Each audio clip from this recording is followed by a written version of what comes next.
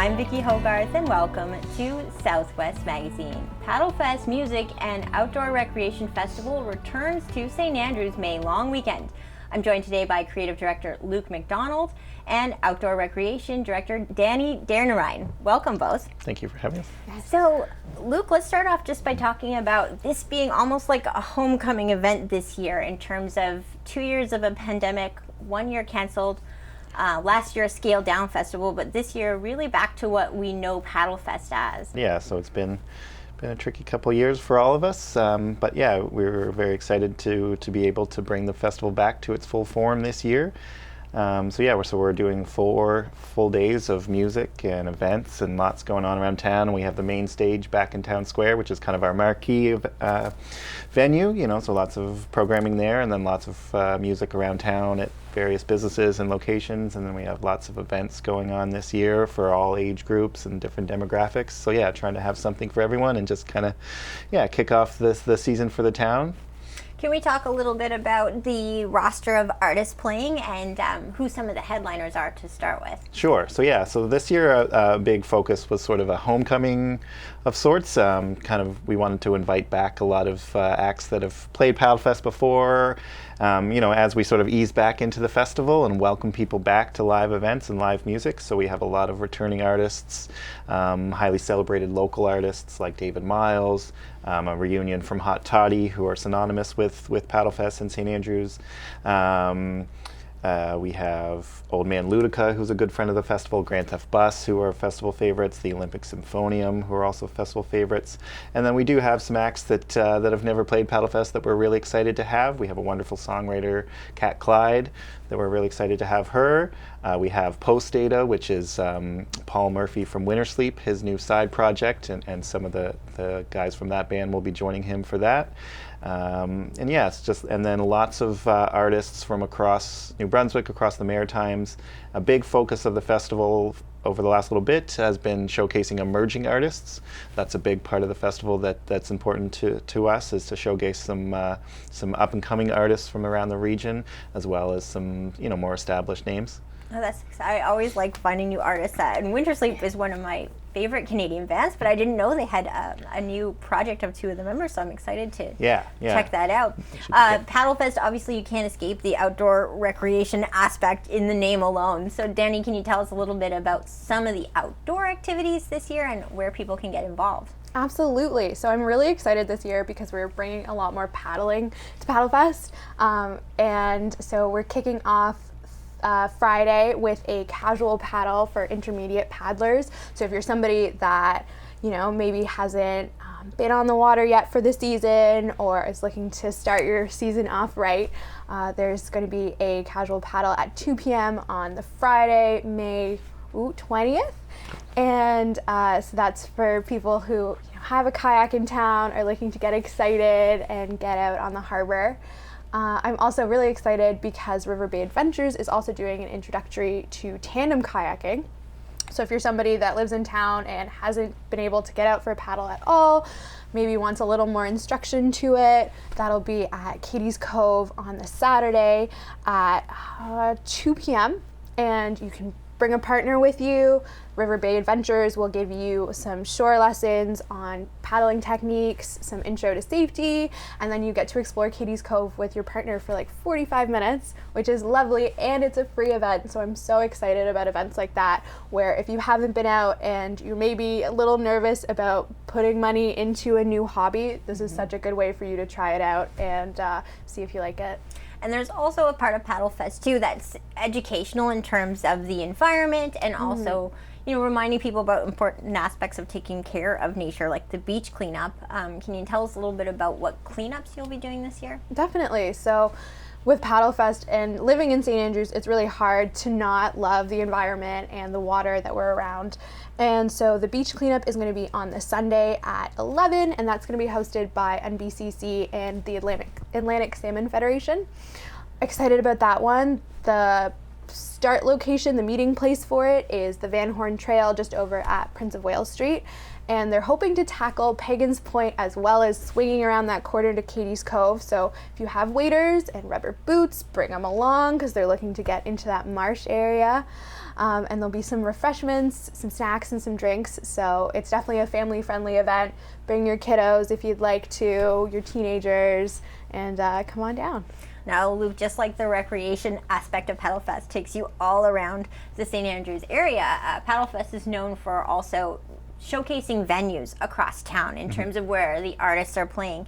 Can you tell me a little bit about, well, the main tent is great to be back, but then what are also some of the other venues where artists will be performing? So we're trying to, involve the community as much as we can. So we have, shows going on at a lot of local businesses like Honey Beans Cafe and the Red Herring Pub. Of course, Sunbury Shores are an annual partner. We're doing some shows at the Huntsman Marine Science Center in their theater there. We have a kids show going on, and it's actually their opening weekend. So there will be a kids show. There'll also be a family yoga. So that's on the Saturday morning. The family yoga starts around 10:15, and then there's a kids concert at the Huntsman at 11. So that's another family-friendly activity for people. And we're doing a show there in the theater on Sunday as well. So just trying to utilize the town and partner with the businesses and organizations in the town to showcase to people that come to town for the weekend what St. Andrews is all about and what we have to offer for Paddlefest weekend and throughout the year as well. And how does it work? And I guess for both of you this question, in terms of tickets, do you get just a pass for the weekend? Are you able to buy individual show tickets? And then I'll ask you, Danny, after how it goes for recreational activities as well. Yeah, so we do have a few options normally. So we have an ultimate pass, which we are sold out of as of now, but that gets you into all the music events throughout the weekend. And then we have a pass for the main stage for the weekend. And we have a few of those available still, but not many left. But we do have tickets for all the events, and we'll have tickets at the door as well. So we hope people will make the day trip if it's a nice weekend and come down and check out some music or check out some of the activities or just walk around town, check out the artist market on Saturday. A lot of the shops kind of use that weekend to open up. So we just want to make it as busy a weekend for the town as we can. Yes, I like that shopping counts as an outdoor activity. Can you tell me a little bit, Danny, about the recreational aspect of what would necessarily require a ticket and then some that might be free to participate in? Yeah, definitely. So actually, I believe all of our events are free to participate this year. If I am checking, the only thing you might need is registration. Okay. So a couple of the events like we've been lucky enough to have some yoga instructors come on board. So we're doing a really fun sunrise yoga on Saturday at 7 a.m. If you're awake and bright and early that time, that's going to be happening down near the Squid's Bouquet, just down near the wharf.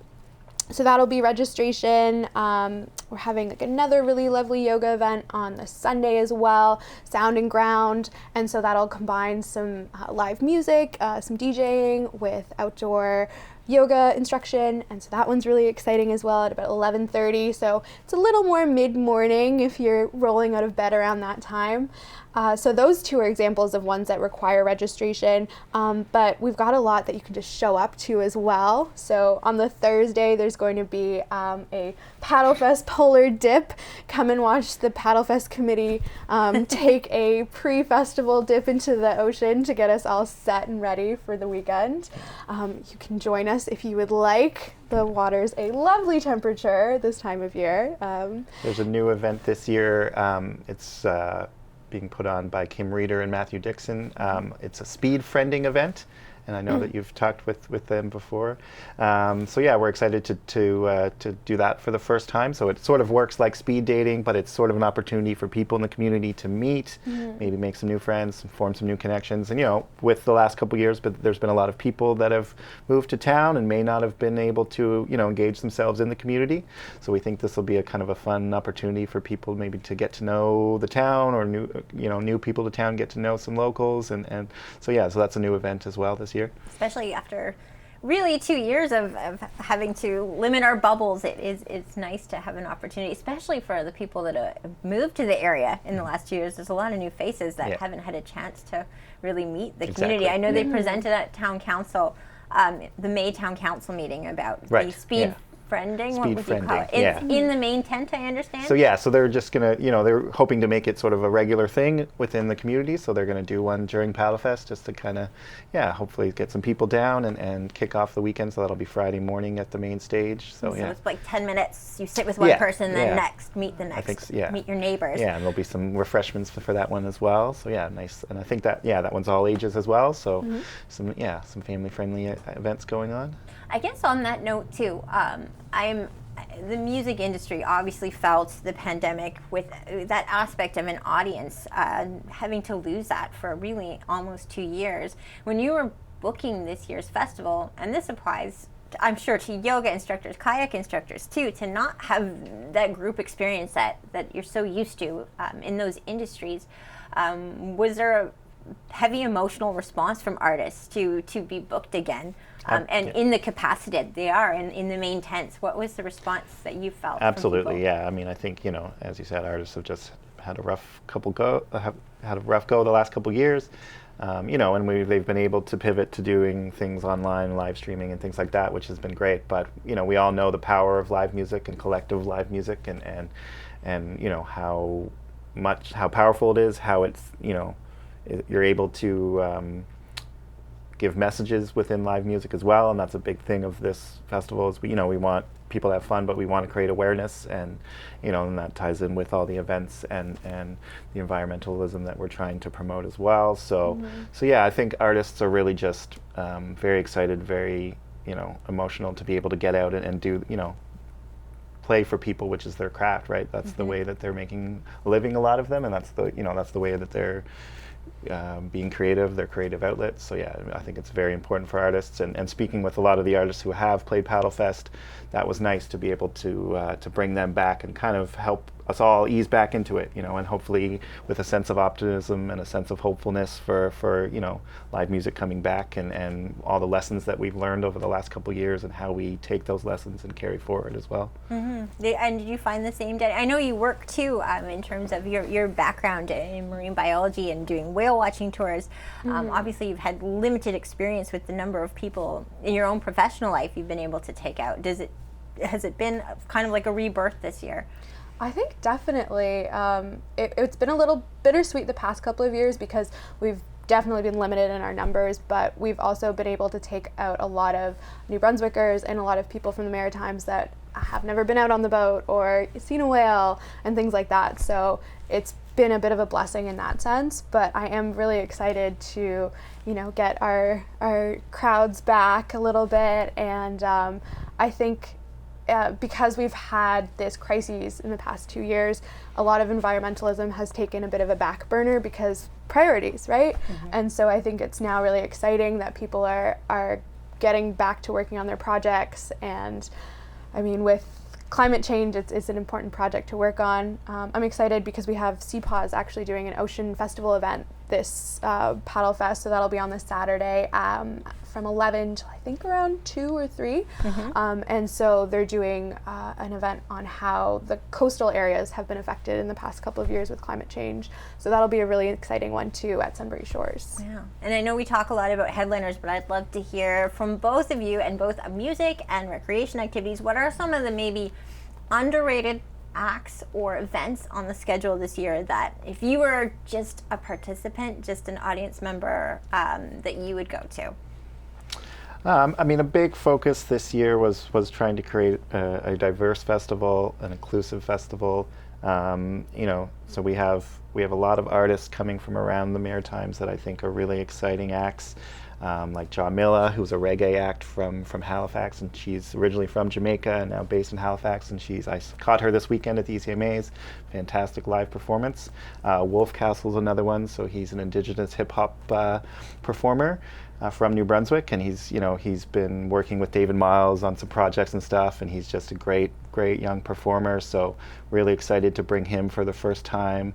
Yeah, a wonderful blues songwriter, Angelique Francis from Ottawa, and she's got a great live band, and I think people will really enjoy her. So she's playing the same night as David Myles, sort of kicking off the night, followed by David Myles Trio. So I think that'll be a great combination. And David's been a great person. You know, he's very supportive of emerging artists and artists that are maybe under the radar or just establishing themselves.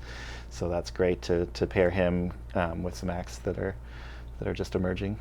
And Danny, what would you say in terms of the outdoor events? What's something that might not necessarily be the one that jumps out at you on the page, but that will be worth checking out? I am a fan of the Wild Edible and Medicinal Plant Walk with Maria Recchia. So that one is just along the Van Horn Trail. This would be the, I think, second or third year that we've done it, and it's just, she's so full of information, and it's just, she's got so much knowledge of just local plants in the area that it's just wonderful to listen to her talk about plants. So that one's one of my favorite ones, and hopefully I'm keeping my fingers crossed that I might be able to do the tandem kayaking workshop, because that would be great. I enjoy hanging out at Katie's Cove so much, so I think it'd be great to see it from another perspective on the water. And I'm so excited to see Jamila. I cannot wait. And Cat Clyde. Those are my top two artists that I'm looking forward to. Oh, yes. I should say congratulations on the ECMA nomination for Paddlefest as one of the top festivals. So that must have been quite an honor.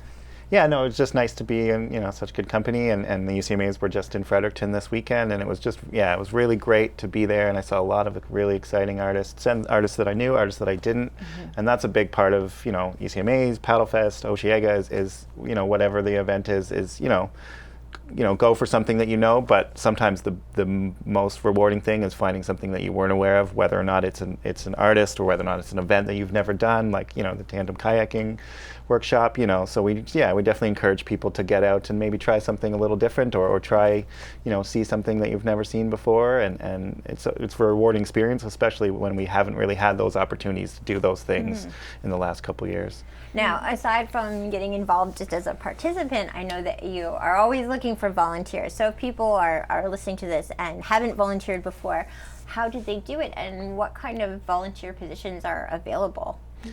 Yeah, so we're still looking for volunteers, and I mean, volunteers are make and break for a festival, or any event really. You can't make them happen without them. So we have a good core of volunteers that come with us every year, and so but we're certainly looking for more if anybody's interested. And you can head to our website, and there's a volunteer link, or head to our Facebook or Instagram. There's some contact information there, and so we have a number of different volunteering opportunities for different tastes, whether or not you want to be involved in one of the music events. We're looking for people to sell merchandise or work tickets or different things like that. And then, we need some volunteers for some of the activities as well. The craft market, a couple maybe to help out with some of the paddling events, that sort of thing. Right, and I love to hear a little bit about booking a festival like Paddlefest. I know that you take the whole year to do it, that we think of it as our May long weekend kickoff to summer, but in terms of the Paddlefest team, this is an all year long project. Absolutely. What is it like to book a festival, especially one located somewhere obviously as beautiful as St. Andrews, but not necessarily on the tour route? Right. When you're thinking of an international artist or national artist, you might think, okay, if they're in Montreal, Toronto, it would be easy to book a leg, but St. Andrews can be quite a leg away for some people who are touring. How do you plan, especially a year in advance? Where do you look to see, okay, who should we book this year? Yeah, it's just so many moving pieces. It's a puzzle piece, or a puzzle that you have to just put the pieces in, and sometimes they fit, and sometimes you just But no, I mean, and certainly this year a big focus was we wanted to keep it somewhat close to home, so we wanted to bring back some of those New Brunswick artists, maritime artists that have played and are sort of synonymous with the festival and know the festival. So that was a big part of the programming for this year. But certainly want to balance it with some acts from away, and I think right now especially our artists are keen to get out on the road and maybe to markets that they haven't played, whether or not if they're in Ontario, maybe they've been playing a little bit of Ontario in the last little bit, but probably haven't ventured further within the last year or so. And it's the same with maritime artists. A lot of artists this weekend at the ECMAs, we're showcasing to be able to go over to the UK eventually, or down to the United States for festivals, so artists are really looking to get out on the road. So that, I think, going forward will be helpful in terms of being able to bring some artists out this way that normally might not make it out this way. And I know St. Andrews is already quite booked this summer. May is a great time to come because you don't necessarily have all the summer bookings keeping the hotels fully occupied. Yeah. But are you expecting to draw a crowd from further away? I know that New Brunswick had a little bit of a funny bubble situation for a long part of COVID, where so many of us didn't see visitors from outside the East Coast for a while. But are you expecting it to be drawing a crowd from further away this year? I hope so. Yeah, certainly hope that we do bring some people. I mean, I know that it is sort of for a lot of people that maybe are from this area or from New Brunswick, they do come back around that time. Over the years, we've noticed they've kind of treated it as a homecoming or a reunion. It's a good weekend to come home. It kind of kicks off the town for the season, so it's nice in that sense. So yeah, we hope that there's that group of people coming from away, and I think as we go forward, that'll increase once we sort of ease back into live events. But this year certainly was a lot of focus on keeping it home, like close to home, and showcasing what we have here and celebrating the community that we have here as well. And Paddlefest has had quite the long history. Can you tell people who don't know just how long this festival has been going on for, and how it got started in this part of the world? Sure. So the festival's been going on here in town for 26 years, believe it or not. So Jamie Steele, we all know Jamie Steele, and Bruce Smith started Paddlefest in the 90s, and it started very small. It was just sort of their group of friends. They would do some paddling excursions, they would do a beach cleanup, and they would maybe get together for a brunch, and some musicians would jam, and it was just a very small group of friends that kind of celebrated their community in their own way, and it grew outward from there into inviting people in, utilizing different venues or places around town for the music side, and doing more on the recreation side. There was lots of events with the high school at one point, doing workshops and things like that. So it's taken many forms over the years, but it's always kind of kept that sort of grassroots DIY community approach, which is how I know how to do things. Is very community driven, grassroots driven. So that's the way that we sort of approach it, is to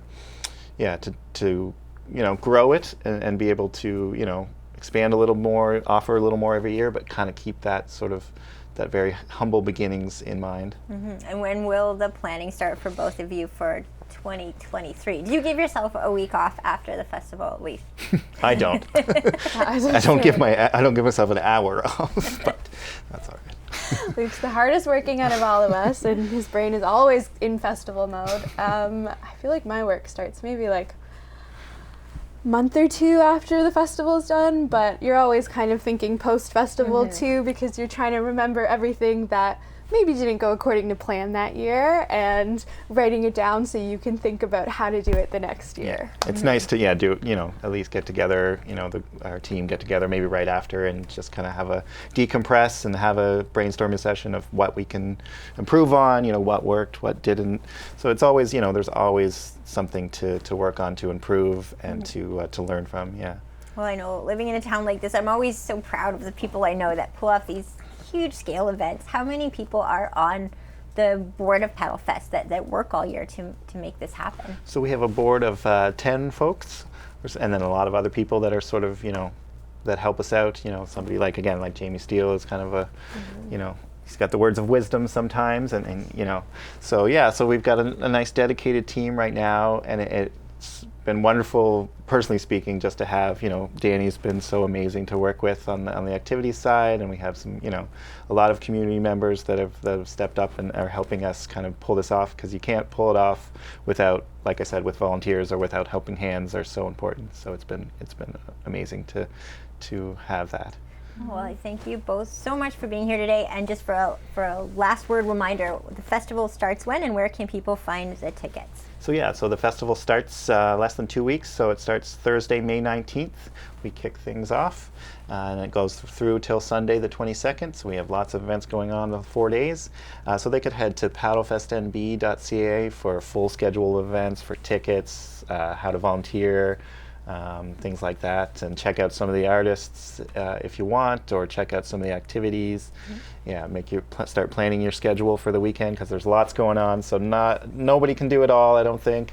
But yeah, there's a lots going on for different people and different tastes. So yeah, we're just excited to have, to open up the town and kick off the season. So can't wait. Well, thank you so much both for being here, and I look forward to seeing you there. Thank you. Thanks, Vicki. My guests today have been Luke Macdonald and Danny Deonarine of Paddlefest Music and Outdoor Recreation Festival. I'm Vicki Hogarth. Thank you for watching Southwest Magazine. Southwest Magazine is a news and public affairs production of CHCO Television.